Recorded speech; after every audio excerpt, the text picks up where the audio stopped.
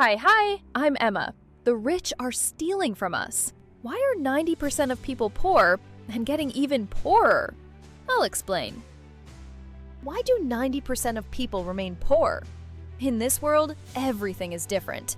Different countries, different living conditions, different opportunities. But most importantly, different people.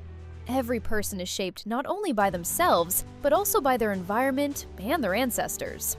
There are families where, from generation to generation, qualities related to accumulation, strategic thinking, and a strict attitude toward resources are passed down. In such families, a specific type of mindset is formed: cold, calculated, and result-oriented. And there are other people, those for whom humanity, compassion, and inner harmony matter more. For example, imagine a situation. A person has money, but their close friend is in trouble and needs help. One person will help without hesitation because relationships and human values matter more to them. Another person, even in such a moment, won't give a single penny because for them, money is the priority. And such people truly exist. If you look at the richest people in the world, you may notice one common trait: they have a very strong drive to accumulate. It's not just a desire, it's an internal force that seems to be passed down from generation to generation, a constant hunger for more. To earn more, to own more, to control more. Now, let's understand why most people remain poor.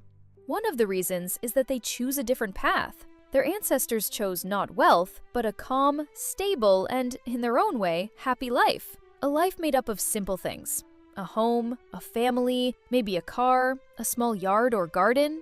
For such people, happiness is not in millions. Happiness is in simple moments: drinking water peacefully, feeling inner harmony, being honest with themselves and others. They have clear priorities. First, a clear conscience, then honesty, and only after that, material things. They do not strive for wealth at any cost. They are not willing to step over others. They do not want to humiliate or trample other people for the sake of their own success. And here lies the key difference. Poor people are more likely to choose to stay at their level, but preserve their humanity.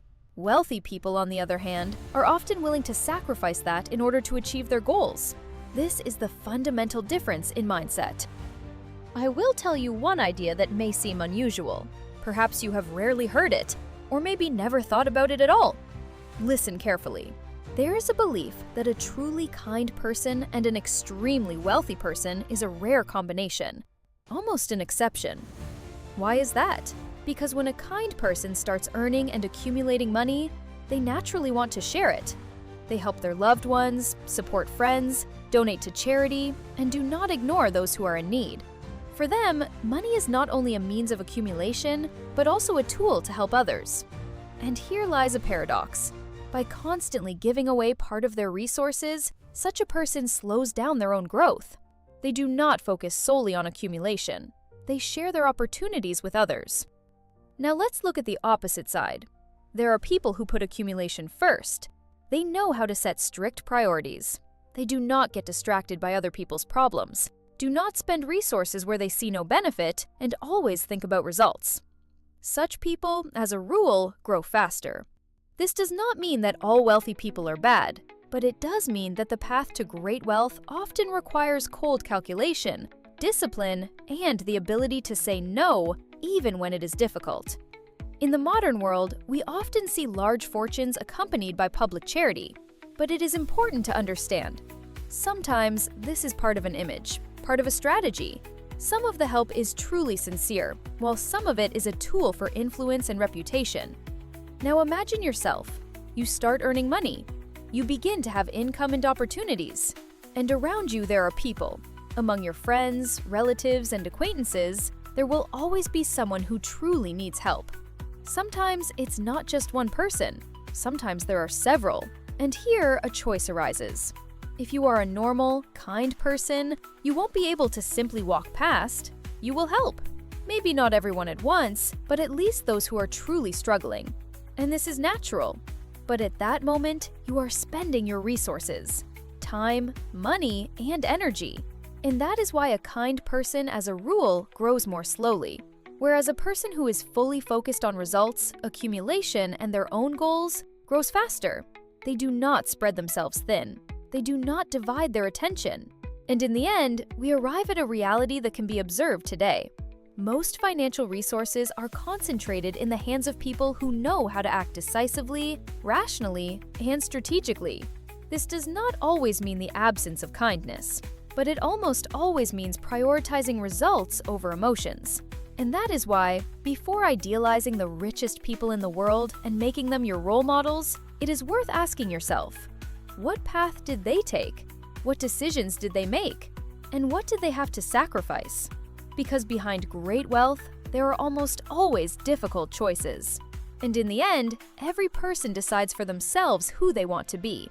Someone who helps others and lives with a clear conscience, or someone who goes all the way in pursuit of results. What conclusion can be drawn from all of this? First of all, you should not blindly idealize extremely wealthy people. There is no need to turn them into idols or think that their path is the only correct one. Why? Because the real world is much more complex than it seems at first glance. It's not only about personal qualities or hard work. Connections, access to information, and influence play a huge role. In many cases, big business closely interacts with politics. This is no secret.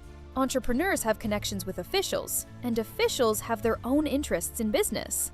They exchange information, support each other, and act within mutual benefit. Imagine a simple situation. There is an entrepreneur and there is an influential official. They communicate, meet, and discuss the future development of a city or region. The official knows the plans, where new projects will be built, which areas will develop, and which support programs will be launched. And the one who receives this information earlier than others gains a huge advantage. They can enter the right project in advance, gain access to valuable resources, occupy a promising niche before others. Now, imagine another level. The government launches support programs for businesses, for low-income groups, for the development of certain industries. Ideally, these resources should reach those who truly need them, but in reality, it often happens differently.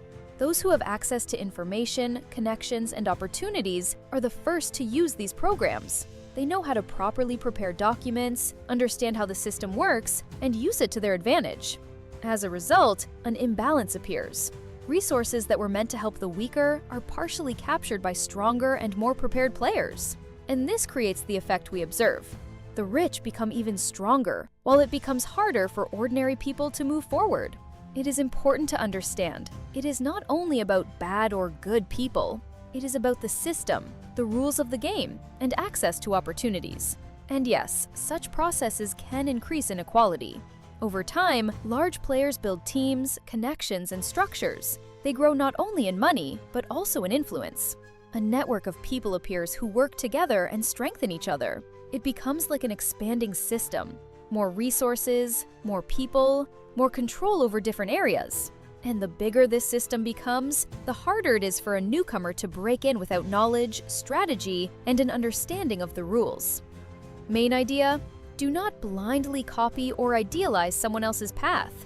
It is important to understand how the system works and build your own strategy consciously. In today's world, we constantly hear the same message.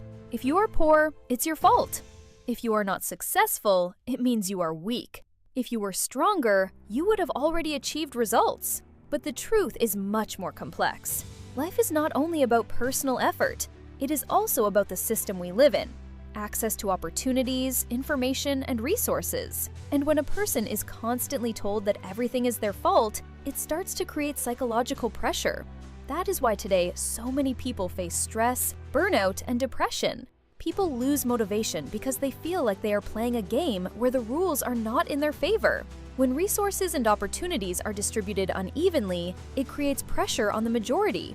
And let's be honest, in such a system, some people find it easier to grow, while for others, it is significantly harder. This does not mean that everything is lost, but it does mean that everyone's path is different. Sometimes a kind, honest, and humane person really progresses more slowly, not because they are weak, but because they choose to remain human. And it is important to understand this. If you are in a difficult situation right now, if things are hard for you, don't rush to blame yourself. You are not alone. There are millions of people like you. And it is not always a matter of laziness or weakness. Sometimes it is a matter of conditions, environment, and starting opportunities. So the main message is, do not blame yourself. Do not devalue yourself. Do not lose hope. Yes, reality can be harsh, but even in this reality, everyone has a chance to move forward. Maybe not quickly, but steadily. Stay Razumni, work on yourself, and do not lose your humanity. Because in the end, what matters is not only how much you earned, but also what kind of person you became. Conclusion. If this topic resonates with you, share your opinion in the comments. Do you agree or not? It's important to discuss. Leave a like if you want more deep analyses like this. Subscribe to the channel. More interesting and powerful topics are ahead. And write what you would like to see in the next video. Good luck to you. Take care of yourself and your loved ones. See you soon!